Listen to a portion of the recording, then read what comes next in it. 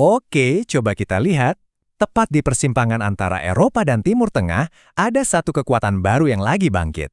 Namanya Turki. Dan ini penting karena sekutu lama NATO ini sekarang udah nggak mau lagi cuma jadi pengikut.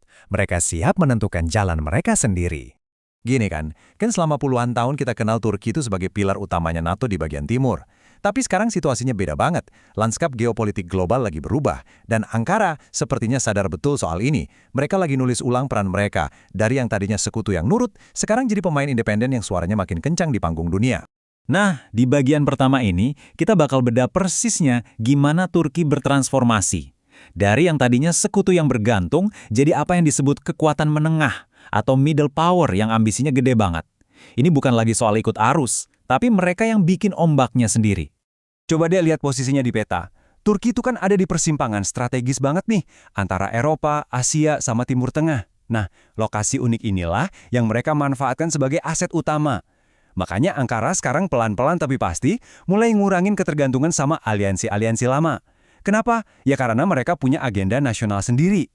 Tujuannya cuma satu dan jelas banget, mencapai kemandirian strategis. Oke, sekarang kita masuk ke intinya. Ada satu doktrin yang jadi dasar dari semua ambisi maritim Turki ini.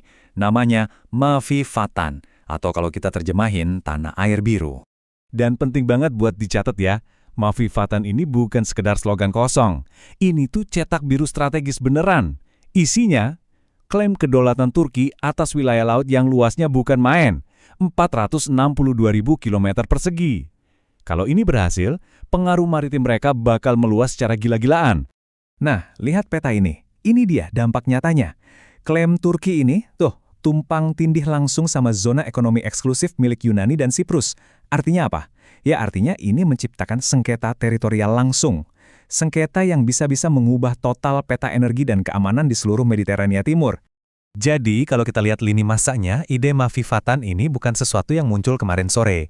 Konsep ini udah berkembang lebih dari 1 dekade. Awalnya cuma gagasan dari seorang laksamana, terus dikembangin jadi doktrin resmi, sampai akhirnya jadi pilar kebijakan luar negeri Turki. Terutama nih setelah ada upaya kudeta yang gagal di tahun 2016. Momen itu bener-bener jadi titik baliknya. Terus, gimana doktrin ini bikin gesekan di dunia nyata? Jawabannya ada di bawah laut, tepatnya di perairan Mediterania Timur, yang ternyata kaya banget sama sumber energi. Dan karena itulah wilayah ini sekarang jadi salah satu titik panas geopolitik dunia. Bayangin aja, perkiraannya ada sekitar 9,8 triliun meter kubik gas alam di bawah sana. Gede banget kan? Makanya siapapun yang bisa mengontrol sumber daya ini bukan cuma bakal dapat untung ekonomi yang luar biasa, tapi juga bakal punya pengaruh besar terhadap keamanan energi di seluruh Eropa. Taruhannya tinggi banget. Inti sengketanya tuh sebenarnya ada di sini. Ada dua cara pandang yang beda banget soal hukum laut internasional. Di satu sisi ada Turki. Mereka belum tanda tangani konvensi hukum laut PBB, dan mereka bilang, "Hei, garis pantai daratan kami kan panjang banget, jadi hak kami harusnya lebih besar." Nah, di sisi lain ada Yunani dan Siprus. Mereka berpegang teguh sama aturan konvensi PBB yang bilang kalau pulau-pulau juga punya hak maritim sendiri. Jadi ya, ini benturan yang fundamental banget. Dan jangan salah sangka, Turki udah menegaskan kalau mereka nggak main-main. Mereka siap pakai kekuatan militer buat melindungi klaim mereka itu. Pernyataan kayak gini, jelas, bikin taruhannya jadi makin tinggi dan risiko konflik di kawasan itu makin besar. Masalahnya, sengketa regional ini dampaknya bukan cuma buat negara-negara di situ aja. Ini jadi dilema besar buat aliansi militer paling kuat di dunia, yaitu NATO. Kenapa? Karena ini jadi ujian solidaritas dari dalam tubuh NATO sendiri. Ini pertanyaan yang krusial banget buat NATO. Coba pikirin deh, aliansi ini kan dibentuk buat menghadapi musuh dari luar, bukan buat jadi penengah kalau anggotanya sendiri berantem hebat. Jadi, kesatuan NATO sekarang benar-benar dipertaruhkan. Dan Turki ini bukan cuma ngomong doang loh. Mereka beneran membangun kekuatan buat bisa bertindak mandiri. Lihat aja angkanya. Sekarang, 80% kebutuhan militer Turki itu dipasok dari industri pertahanan dalam negeri mereka sendiri. Ini lompatan yang luar biasa kalau dibandingin sama awal 2000-an yang cuma 20%. Artinya, ketergantungan mereka ke negara lain makin berkurang drastis. Perusahaan-perusahaan raksasa nasional inilah yang jadi motornya. Mereka udah mengubah Turki jadi salah satu eksportir senjata utama dunia. Kita semua pasti pernah dengar drone Bayraktar TB2 yang fenomenal itu kan? Nah, itu cuma salah satu contohnya. Kemampuan kayak gini ngasih Ankara alat kebijakan luar negeri yang baru dan sangat kuat. Inilah mesin pendorong otonomi strategis Turki. Punya kemampuan bikin senjata sendiri, itu artinya Ankara bisa main dua kaki, atau yang dalam istilah politik disebut hedging. Mereka bisa tetap kerja sama bareng NATO, tapi di saat yang sama, mereka juga nggak ragu buat menantang kepentingan aliansi itu kalau memang diperlukan. Tapi tentu, kemandirian ini ada harganya.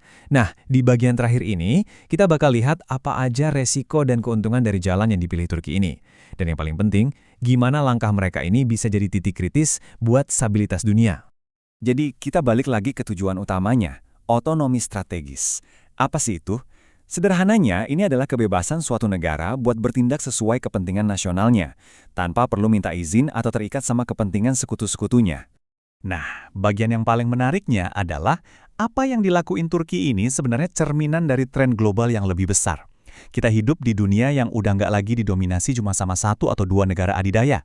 Di dunia yang multipolar ini, kekuatan-kekuatan regional kayak Turki jadi makin berani, makin asertif. Mereka lincah bermanuver di antara blok-blok kekuatan besar buat memaksimalkan kepentingan mereka sendiri.